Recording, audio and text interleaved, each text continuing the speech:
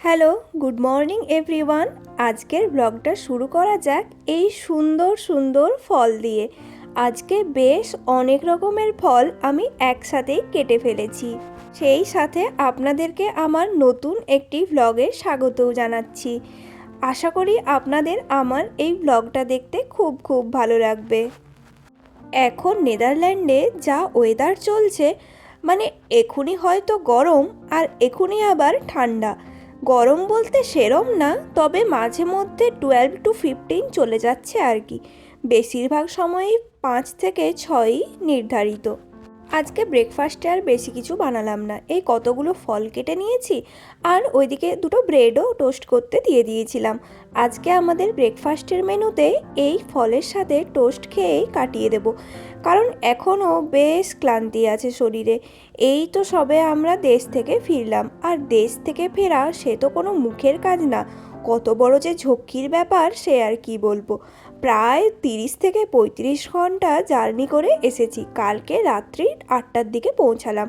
আজকে সকাল সকাল উঠে কি আর ইচ্ছে করে বলুন বেশি কিছু করতে, তাই এই শর্টে কাটেই সারিয়ে দিলাম।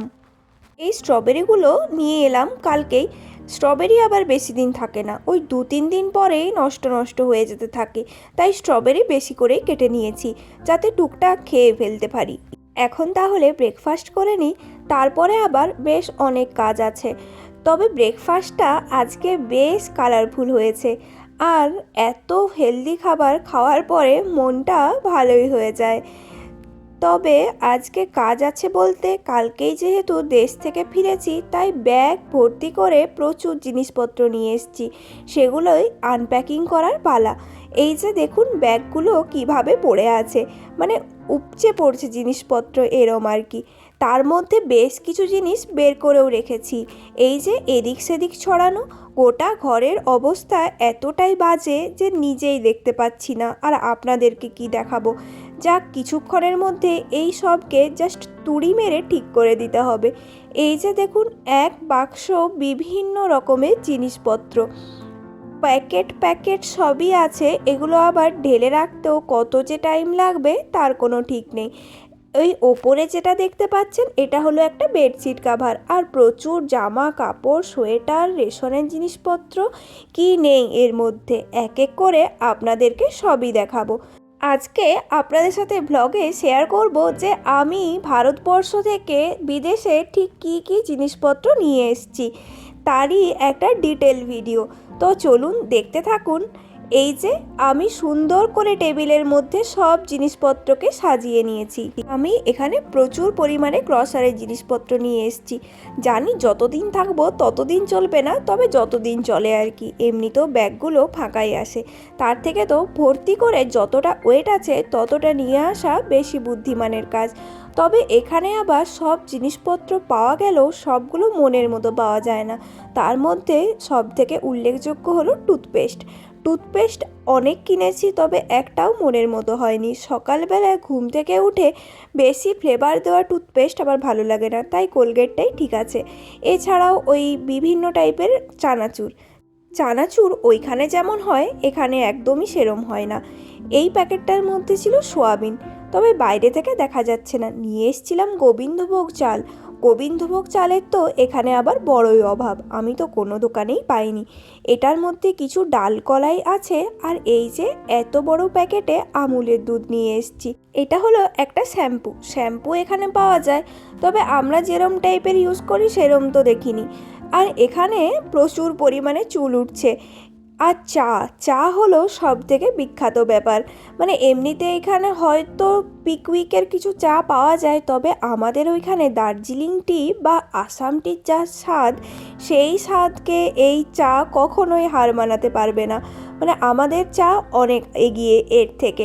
আর এখানে নিয়েছিলাম কিছু স্প্রাউট বানানোর জন্যে সবুজ মুগ।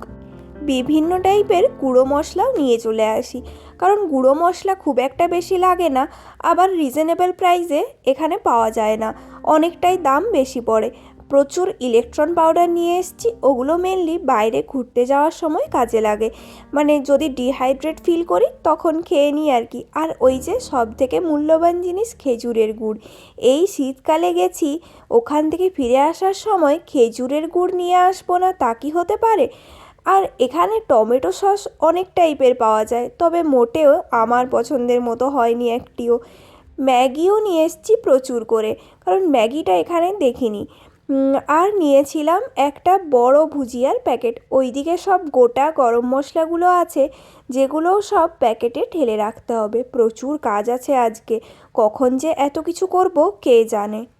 এই ভিডিওটা দেখতে দেখতে হয়তো আপনাদের জানা হয়ে যাবে যে যদি নেদারল্যান্ডে আপনারা ইন্ডিয়া থেকে আসেন তো কোন কোন জিনিসপত্র নিয়ে আসতে তারা অ্যালাউ করবে। আসলে সব জিনিস তো আর অ্যালাউ করে না, তার মধ্যে যেমন পোস্ত বেশ নামের প্রথমের দিকেই আছে, তাই পোস্ত আমরা কখনোই নিয়ে আসি না। এই যে টেবিল ভর্তি জিনিস, এগুলো এবারে গুছিয়ে রাখতে রাখতেই দিন শেষ হয়ে যাবে। চলুন এই ফাঁকা জায়গাগুলোতে তাহলে এগুলোকে এবারে ভর্তি করে দিই। এক এক করে সবই রেখে দিই, এগুলো ভর্তি হতে বেশি টাইম লাগাবে না। এই যে আশীর্বাদের আটা এখানে পাওয়া যায়, তবে আশীর্বাদের আটা আমার চোখে পড়েনি। নিয়েছিলাম গোটা ছোলা, এটাও ওই স্যালাড বানিয়ে খাওয়ার জন্যে। আর ম্যাগি হচ্ছে সবচেয়ে সহজভাবে বানানো যায় এরম জিনিস, তাই আপনি ম্যাগির প্যাকেট আমার কাছে সব সময় পেয়ে যাবেন। এমনিতে এত জিনিসপত্র নিয়ে আসতে সায়ন আমাকে কখনোই সাপোর্ট করে না, তবে যেসব জিনিসগুলো এখানে পাওয়া যায় না সেগুলো তো নিয়ে আসতেই হবে। চলুন ওইদিকে তো ওই সব জিনিসপত্র বেশ ভালো করে রেখে দিলাম। এরপর এক এক করে সব সুন্দরভাবে কৌটোতে ঢেলে রাখার পালা। ছোলাটা এখানে ঢেলে রেখে দিলাম। ও আপনাদেরকে বলে রাখি, এই কৌটোগুলোও কিন্তু আমি ইন্ডিয়া থেকে নিয়ে এসেছি। ফ্লিপকার্টে অর্ডার দিয়ে দিয়েছিলাম, চলে এসছে।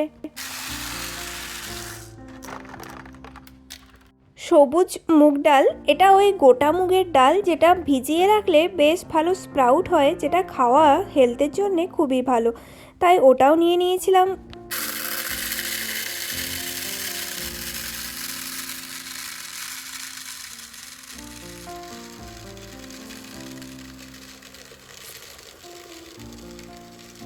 এটা হলো সাবুর প্যাকেট, 2 প্যাকেট সাবুও নিয়ে এসেছি, যদি কখনো কিছু বানিয়ে খেতে ইচ্ছে করে তাই আর কি।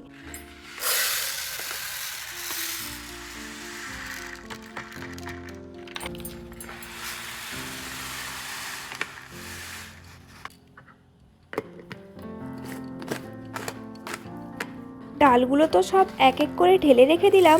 এরপর এই মশলার পালা। গুঁড়ো মশলার মধ্যে প্রথমেই 5 ফোড়নটা নিয়ে নিচ্ছি। 5 ফোড়ন আমি প্রায় 3-4 প্যাকেট নিয়ে এসেছি।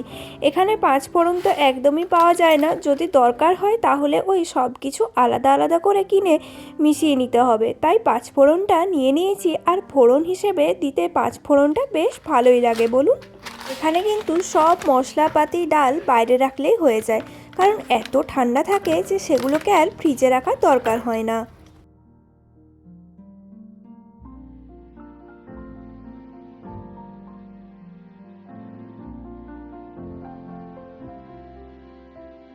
এই কালো জিরের প্যাকেটটা বাড়িতেই রয়ে গিয়েছিল, আর যখন দেখলাম কৌটো ফাঁকা আছে তখন তাহলে এটার মধ্যে ওই কালো জিরে রেখে দিই, মানে সব কৌটোগুলোতে তাহলে ওই মশলা বা গোটা মশলা যেগুলো সেগুলো রয়ে যাবে।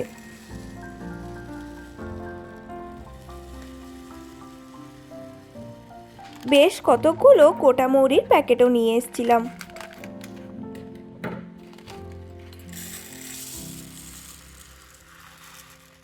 এক প্যাকেট ঢালার পরেও দেখলাম বেশ অনেকটাই জায়গা ফাঁকা আছে, তাই এটাও খুলে ওটার মধ্যে দিয়ে দিই।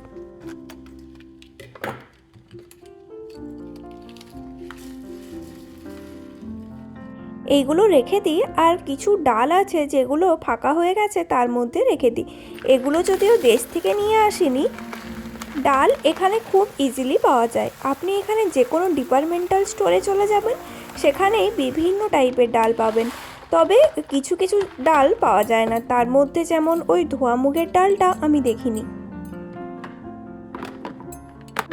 মুসুর ডালটা ঢেলে দিলাম, আর এখানে আছে চানা ডাল। চানা ডালটাও তাহলে এর মধ্যে দিয়ে দিই, যদিও নিচে একটু রয়ে গেছে, তবে এখানে কোনো প্রবলেম নেই, নিচে যদি থেকেও যায় তাহলেও কিছু খারাপ হয় না, বা অনেক সময় ডালে পোকা হয়ে যায়, এরম কখনো দেখিনি।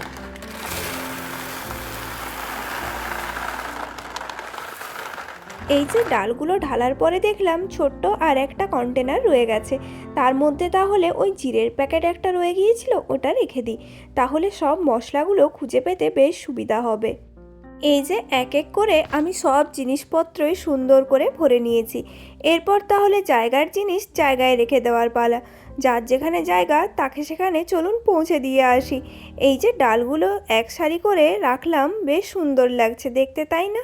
রং বেরঙের সব জিনিসপত্র পাশাপাশি রাখার জন্যে এদের সৌন্দর্য শোভা যেন আরও বেড়ে গেছে। ঘরের কোনো জিনিস যদি নতুন হয় তাহলে তার প্রতি ভালোবাসাও বেশ বেশিই থাকে। এই সবে এগুলো করলাম তো তাই বেশ ভালো লাগছে, যার জন্যে সুন্দর করে সাজিয়ে দেখছিলাম আর ভিডিও বানাচ্ছিলাম। ওই যে কিচেনের শেলফটার মধ্যে এগুলো সব এরপর রেখে দিই। এটা বেশ ফাঁকাই করেছি যাতে সব সুন্দরভাবে সাজিয়ে রাখতে পারি। তাহলে চলুন আজকে আমার ব্লগটা এখানেই শেষ করছি। যদি আমার ভিডিও আপনাদের ভালো লাগে তাহলে লাইক, কমেন্ট আর শেয়ার করতে ভুলবেন না। দেখা হবে পরের নতুন একটি ব্লগে। ততক্ষণের জন্য সবাই ভালো থাকবেন, সুস্থ থাকবেন, আর অবশ্যই বেল আইকনটা ক্লিক করে রাখবেন যাতে আমার নতুন সব ভিডিওর আপলোড পেতে থাকেন। এরপর আবার এখানের ভিডিও দেওয়া শুরু করব। এতদিন আপনারা জানাবেন যে আমার দেশের ভিডিও আপনাদের দেখতে কেমন লাগলো।